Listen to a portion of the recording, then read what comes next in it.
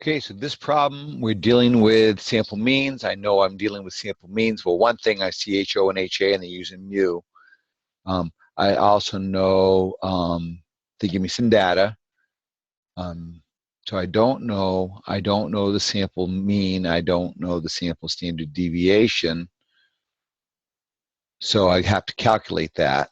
So there's a couple of ways to do that. I guess I should have opened up here. Let me, so you can just, in my Openmath, you can just select this stuff. And let's go to Grossman chance. And I've got one mean, and I'm going to paste some data. So I'm going to clear it, and then I'm going to control V it. You know, maybe I better make sure. So I selected this data, and then I control C. If you try to use, I don't know if you can, I can't see my menu on this, but if you try to do file or copy and paste in Chrome or in a browser, it usually won't work. So use Control C, Control V. On a Mac, it's Command. You know, it's the old Open Apple, the Command C, Command V next to the space bar. On an iPad, I think you can select it. I don't know. I'm not really sure on the mobile devices. So I'm going to select this. On a Chromebook, it's Control C.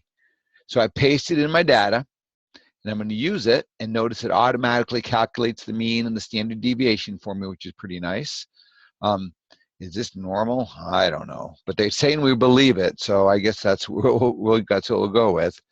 Then I'm going to do a test of significance. They did tell me that I got a right tail test. The population average, the claimed center of that distribution is 67.9. So let me blow this out so I can see it a little bit. 67.9, and I've got a right tail test. I'm going to calculate. There's my test statistic, and there's my p-value. Now, I'm not totally sure that my Openmath will accept that 2 decimal place situation. So what I'm going to do is I am going to write down, get a piece of paper here. I'm going to write down my sample mean is 79, and my standard deviation is 9.052. So I'm going to I'm grabbing these numbers right here, and I know n equals 5, pretty small sample. And then I'm going to go to that In Silico app that I showed you earlier and make sure that you select t-test, because we're dealing with t-tests, and one sample t-test. And this, the way they had this set up is this is your HO and HA numbers. So what were those? 67.9. So 67.9. And then you type in your sample mean, sample standard deviation. Sample mean was 79. The sample standard deviation was 9.052. And we have a sample size of 5. And I don't remember what they said. Oh, I got to make sure they choose right. Okay. And when I calculate that, I get a little bit, I get a couple more, I get another decimal place. That'll probably make my Openmath happy. So 2.742. And the p-values 0.0259. I'm going to ignore the degrees of freedom. That's just when you're dealing with small samples, you get a little extra variability. If you saw some other video, I don't believe she goes into it in the textbook, but if you use a Ttable to figure out your p-value, or that comes into play there. So let me try these answers. So let's see. So my test statistic is 2.742. My p-value is 0.0.